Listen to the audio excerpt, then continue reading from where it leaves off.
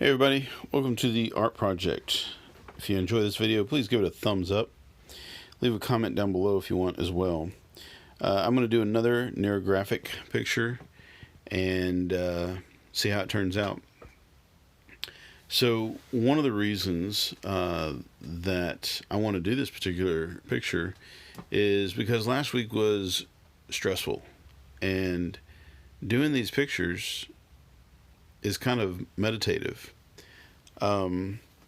Life keeps coming our way, and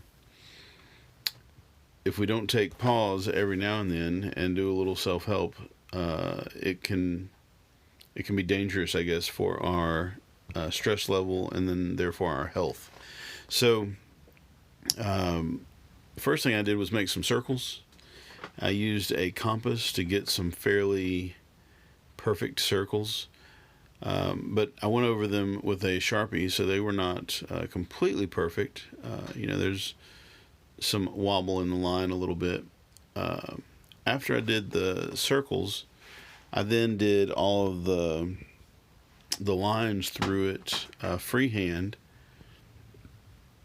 and I started from the middle of each circle and kind of connected the circles together. I'm not sure if that's something you're supposed to do or not. I'm not really sure, honestly, what the rules are for neurographics. I'm not sure there are any rules, really. Just kind of let it flow from your mind. And so this is, I guess, a form of abstract expressionism in a way. I think that one of the most meditative parts of the whole thing is when you have to make all the little intersections connect. For me, I wouldn't say that it's my favorite part. It's pretty tedious, but at the same time, it's mindless, and you can just make these little rounded off connections, and as you do, your brain can kind of zone out and think about whatever, meditate, relax, go blank, whatever makes you happy.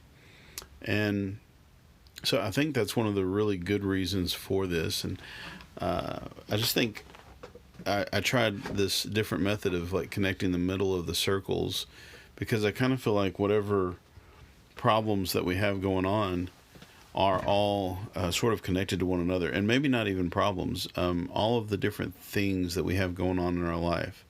Like, one circle might be work, another circle might be relationships with different people, another circle might be hobbies or your spiritual life.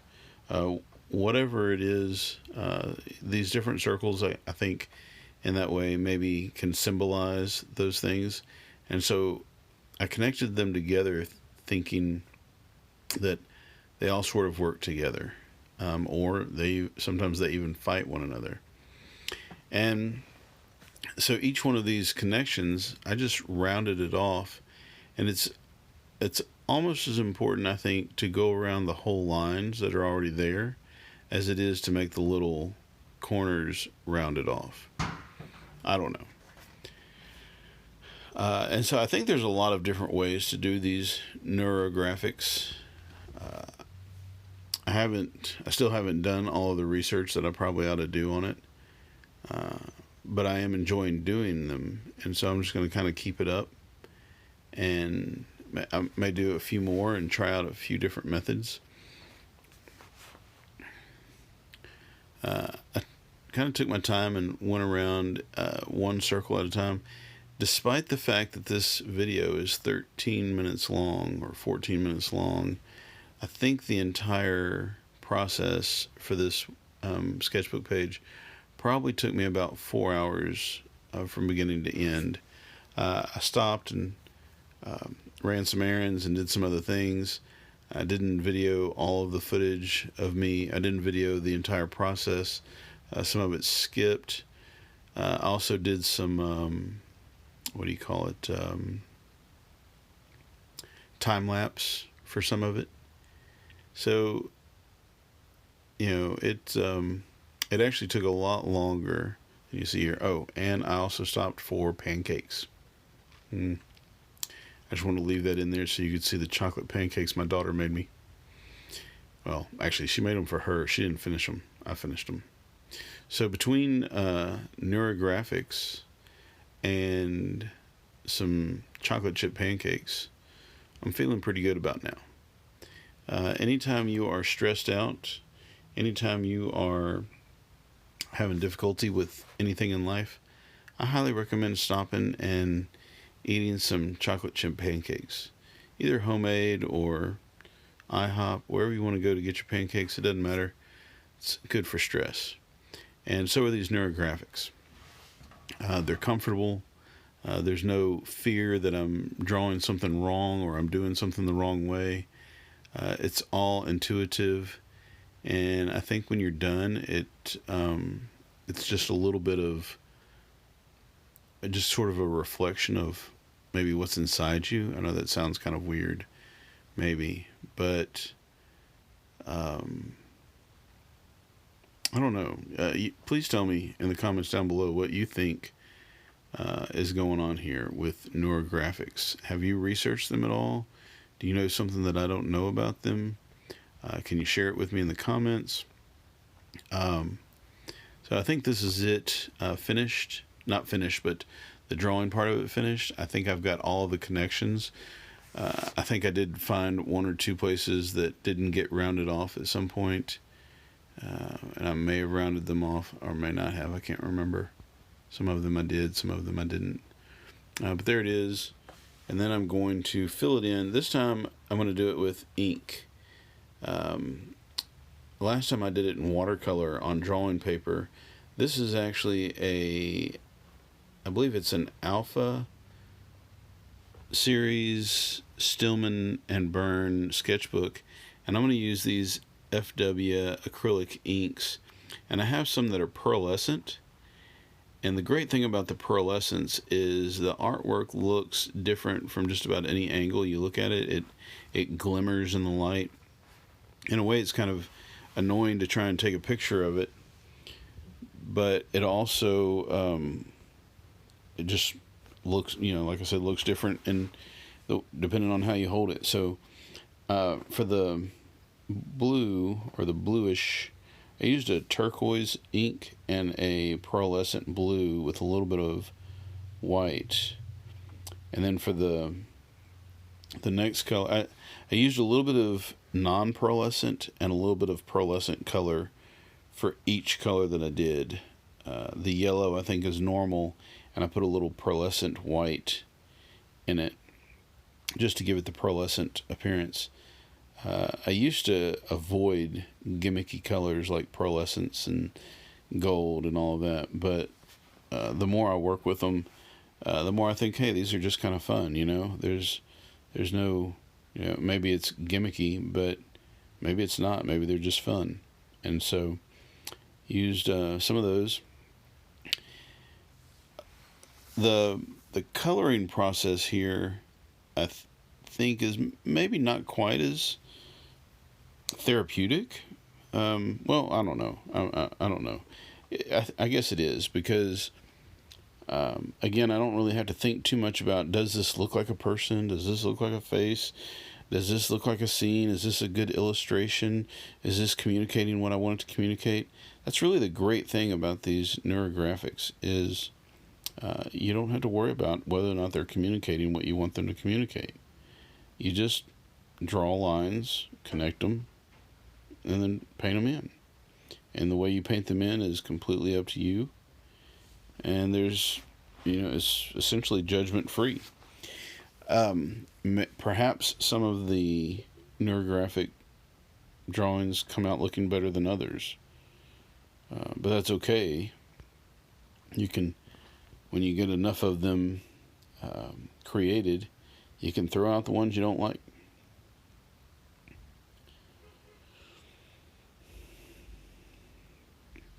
When I was doing this, I kind of set up some little rules in my head, like I did the turquoise blue first, and then after I was done, I kind of said to myself, all right, every turquoise blue should have a red next to it, maybe even a red on both sides of it. And then with whatever's left, I'm going to do some yellow. For the background, I wanted it to look different than and I say background, I don't know if there's a background or a foreground, but I wanted what was in the circle to be more opaque. And so I used straight, regular, pure ink mixed together, to get different colors for the circles. And then I watered down the colors for the background. And I used pretty much all the same colors in the background. I just watered them down quite a bit. And I tried to let them run and mix carefully. But then I wanted a little bit more substance to it. So I got some pearlescent white, and I painted sort of the right and bottom of each little shape as if it were kind of a highlight. And the great thing about the pearlescent white is it's a little transparent, so you can still see the original color through it. And then after that, I felt like it was still too harsh, and I wanted to give it a little bit more black or a little bit more volume, so I mixed or started using the pearlescent black.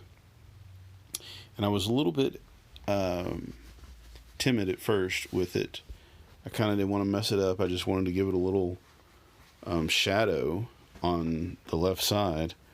But then I decided to just go in all the way and start actually tinting the whole thing black.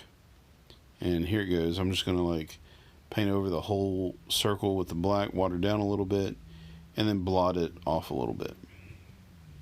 I did this a couple of times until I got kind of a shade of the various colors, toned them down a little, and I thought it looked pretty good. And then I also went back and put a little highlight with some straight white, regular white, no pearlescent or anything, on some of the colors. And that's pretty much what I did. So check it out. It's I tried to use a pen nib at first, but that wasn't working out too well. I think it could work out. I was doing something wrong. So then I got a brush, and the brush worked a whole lot better. Also, in just a minute, I'm going to kind of tilt it back and forth. You'll be able to see the pearlescent quality of it a little bit better. And then that's it. Guys, I hope you enjoy this. I hope you like it. I think I'm going to make a whole nother video of this exact same thing, but without any sound. Well, I mean, without me speaking over it, and slowed down so you can see it in real time and enjoy it kind of like an ASMR. If I do, I'll put a link to it in the description down below, or a card or something at the end of this video. But anyway, that's it. There it is in all of its glory, maybe. Tell me what you think. I enjoyed doing it. Made me feel a whole lot better. Want to do some more of these things. Let me know. In the meantime, it's your turn to go make some neurographics.